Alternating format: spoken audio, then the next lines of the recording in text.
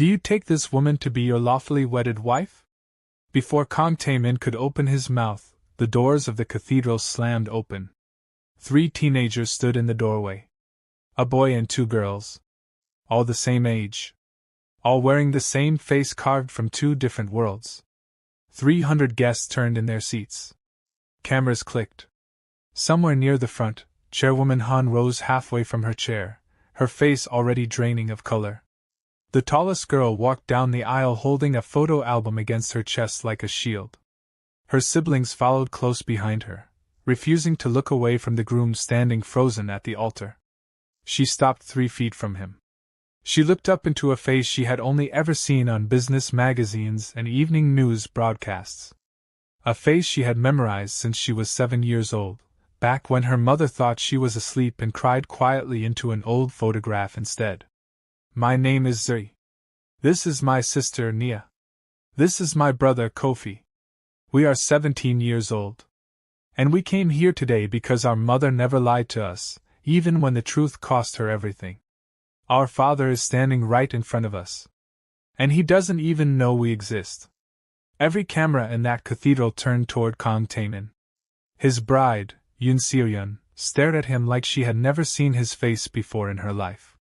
And somewhere in the back pews, an old woman's hands began to shake.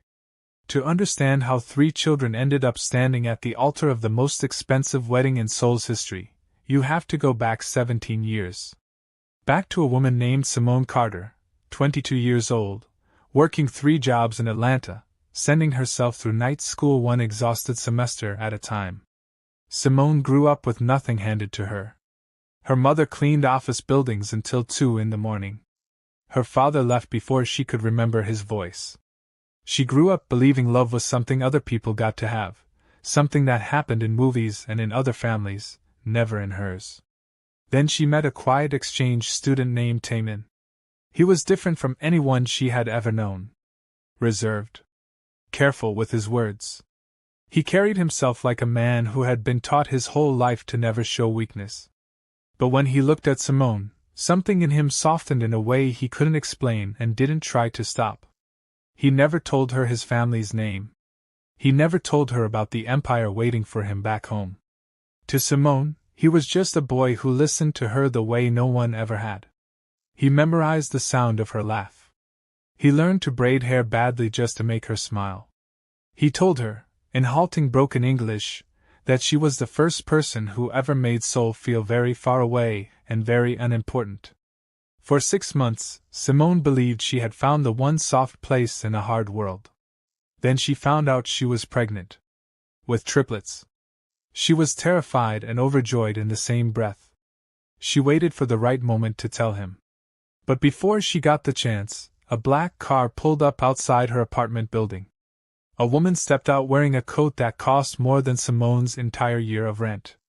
Chairwoman Han did not raise her voice. She did not need to. She placed an envelope on Simone's kitchen table. Inside was more money than Simone had ever seen in her life. You will never see my son again. You will never contact this family again. If you try, I will make sure you regret it for the rest of your life. He does not love you. He never did. Men like him do not fall in love with women like you. He is engaged to be married in Seoul next spring. This was arranged before he was even born. Simone tried to call him. The number was disconnected. She tried to find him online. Every trace of him had vanished from anything she could reach. She didn't know that Tae-Min had been told an entirely different story, that Simone had taken a settlement and left the country to be with another man, that he had been shown forged documents with her signature on them, engineered by people who had spent their entire lives erasing inconvenient truths. Both of them believed they had been abandoned by the only person who had ever made them feel human. Simone raised her triplets alone. She worked double shifts at a diner during the day and cleaned office floors at night, the same life her own mother had lived, passed down to her like an inheritance she never asked for.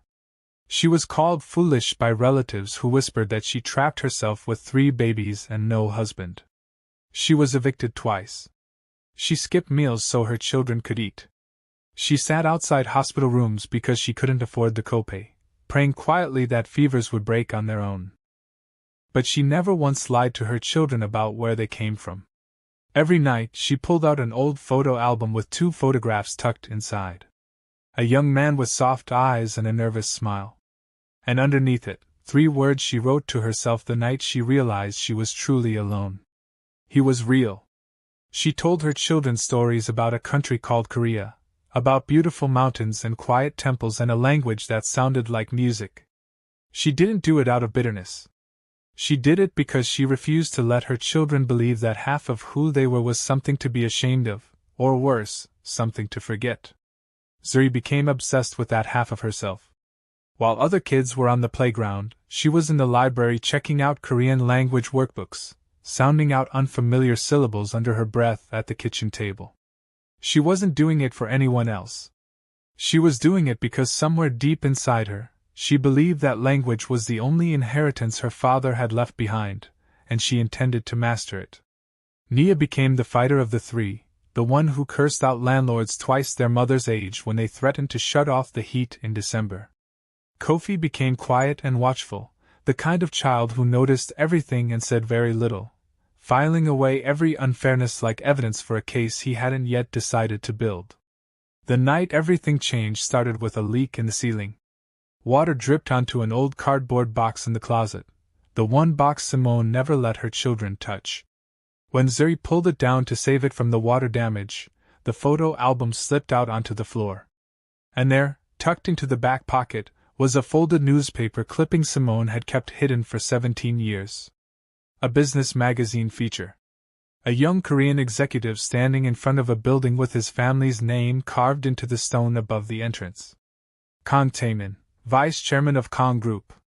Same soft eyes. Same nervous smile, even trying to hide it behind a decade of hardened business posture. Zuri stared at the photograph in her mother's album, then at the magazine clipping, then back again. It's him. This is our father. He's alive. He's rich. He's famous. And he has no idea we exist. Kofi didn't say a word. He simply opened his laptop and started typing the name into a search engine. The first headline that came up nearly broke all 3 of them. Kang Tae-Min to marry Yoon Seo-yeon in historic Seoul wedding this weekend. They had 3 days. Nia wanted to call him directly. Kofi wanted to write a letter first, something careful, something that gave him time to prepare. But Zuri shook her head slowly, holding the photo album against her chest like it was the only proof of her existence that mattered. No. If we call, they'll block the number the way they blocked our mother 17 years ago. If we write a letter, someone will intercept it before it ever reaches him. There is only one place in the world where 300 witnesses will make sure the truth cannot be buried again. We go to the wedding. They used what little savings they had for plane tickets. They told their mother they were staying at a friend's house for the weekend. Simone had no idea her children were flying across the world to confront the one man whose absence had shaped every hard year of her life. Which brings us back to that cathedral, to 3 teenagers standing at the altar, holding out a photo album to a man frozen in place, his bride staring at him like a stranger, his mother sitting rigid in the front pew with the practiced calm of a woman who had buried secrets far larger than this one before. Kang Tae-Min's hands trembled as he reached for the album. He opened it slowly, and there she was. Simone, 22 years old, laughing at something just off camera, her whole face lit up with a joy he hadn't seen directed at him in 17 years. He turned the page. A photograph of Simone pregnant, one hand resting protectively on her stomach, the other holding up a piece of paper with the words "I found out today" written in her own handwriting. His breath caught in his throat. That's not possible. She left. She took a settlement. She married someone else. That's what I was told. That's what I was shown. Zuri's voice was steady, even as her eyes filled with tears. Someone lied to you. Someone lied to her too. We grew up in a 2-bedroom apartment with roaches in the walls and a mother who worked herself sick just so we could eat. We watched her cry over a photograph of a man she believed left her without a single word. She never once told us to hate you. She told us you were real. That's all she had left. A photograph, and the truth. The cathedral had gone completely silent, 300 of Seoul's most powerful people leaning forward in their seats, unable to look away. It was Chairwoman Han who finally broke the silence, rising from her seat with practiced composure, her voice sharp enough to cut glass. This is absurd. These children are strangers making wild accusations to disrupt a legitimate wedding. Security, remove them immediately. But before a single guard could move, Zuri turned to face the old woman directly. And when she spoke, it wasn't in English. It was in flawless, formal Korean, delivered with the deep respectful bow reserved for elders, a bow she had practiced in front of her bedroom mirror 1,000 times without ever imagining she would use it here. Grandmother, if that is truly what you are to us, I ask you with the deepest respect owed to your age and your position. Look at this photograph and tell 300 guests, and your own son, that you have never seen this woman's face before in your life. Gasps rippled through the cathedral. Guests who spoke fluent Korean turned to each other in stunned disbelief. A black American teenager, standing in a $2,000 wedding cathedral, had just delivered a flawless traditional address in a language reserved for the country's oldest customs, and used it to corner the most feared woman in Seoul's business elite. Chairwoman Han's mouth opened. No words came out. That silence was louder than any accusation could have been. Tae-Min's eyes moved from his mother's frozen expression to the photograph in his hands, and something inside him that had been locked away for 17 years finally broke open. I remember this photograph. I remember the day she wrote those words. I never saw her again after that day. I was told she left. I was shown documents. I believed it because I had no reason not to. But I never stopped thinking about her. Not once.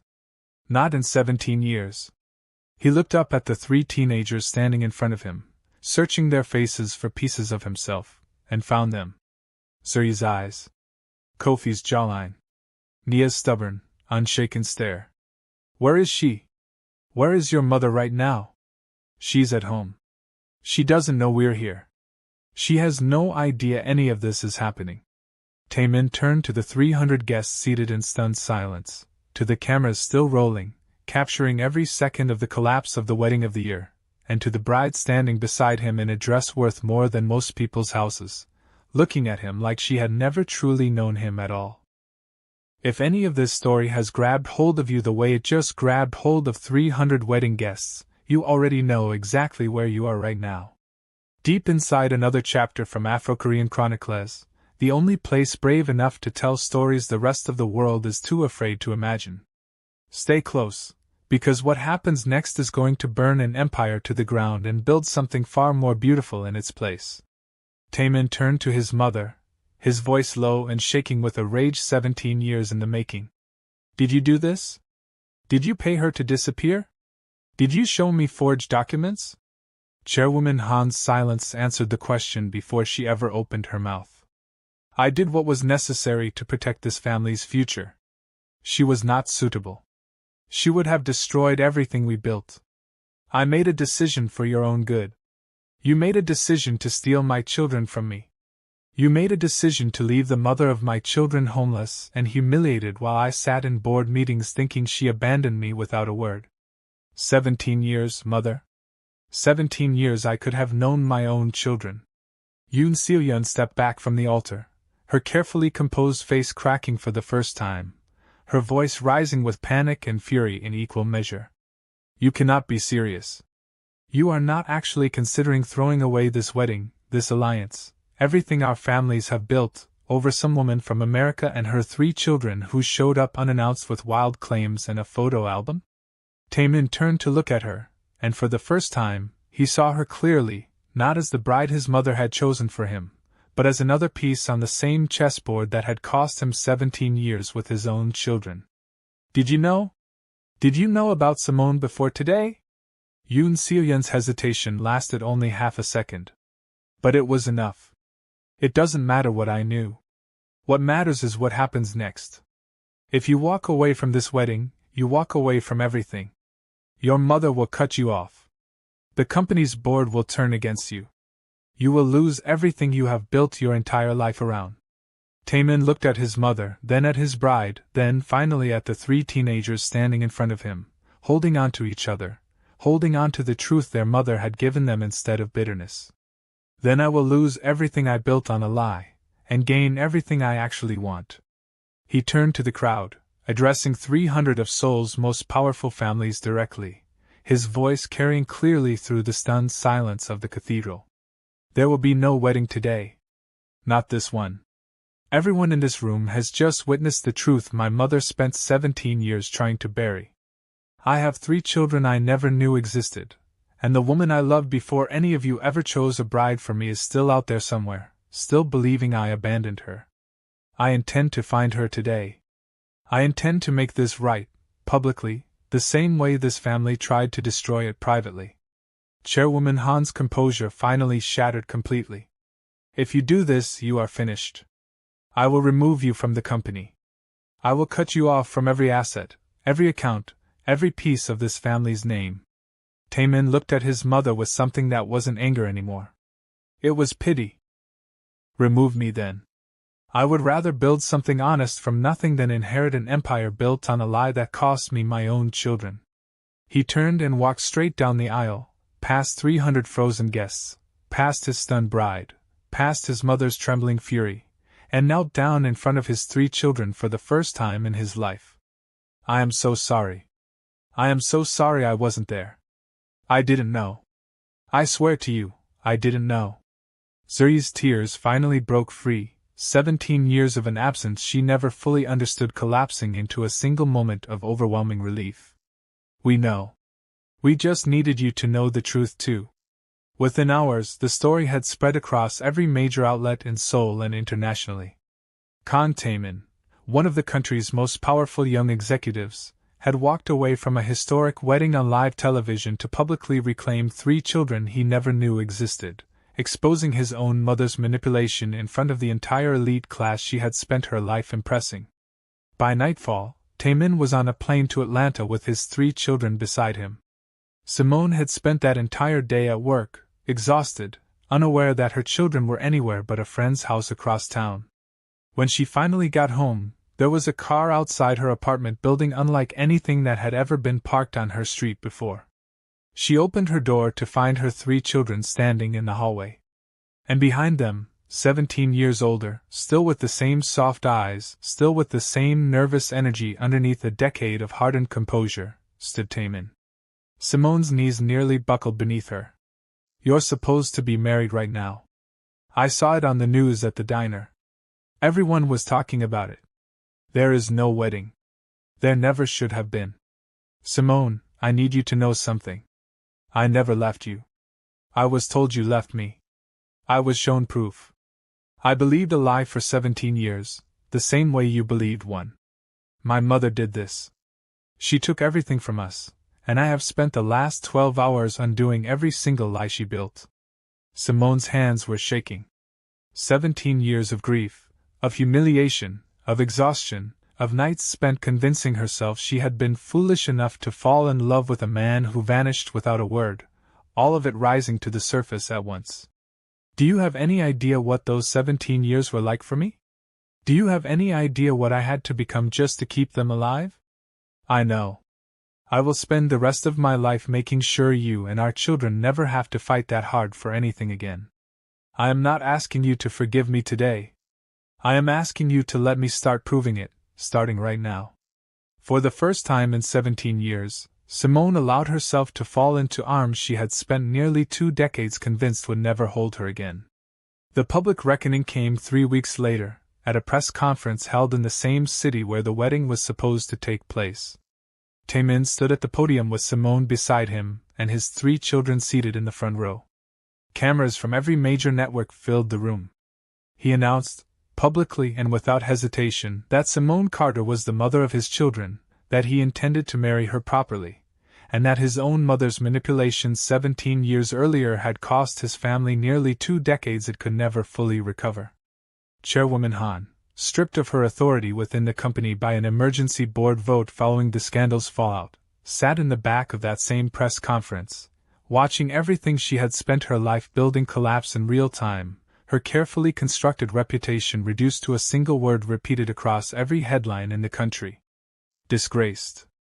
Yoon Seo-yeon's family, publicly humiliated by their daughter's association with the scandal, quietly withdrew from Seoul's social circles altogether, their once untouchable name now whispered about in the same hushed, cruel tone they had once used against families they considered beneath them. 6 months later, Simone Carter stood in a small, elegant ceremony surrounded by people who had watched her rise from a 2-bedroom apartment with roaches in the walls to a wife standing beside one of the most powerful men in Korea, her 3 children standing proudly beside her as the family they had always deserved to be, finally, completely whole. Zuri, now fluent enough in Korean to correct her own father's grammar, stood as her mother's translator during the ceremony, a quiet reminder that everything she had taught herself in a public library as a lonely child had led her to this exact moment. If this story moved you even half as much as it moved 300 stunned wedding guests, do yourself a favor and stay in this world a little longer. Subscribe to AfroKorean Chroniclez, because every single story here proves the same unshakable truth. No lie, no matter how powerful the people telling it, survives forever. And no love, no matter how long it's buried, ever truly disappears.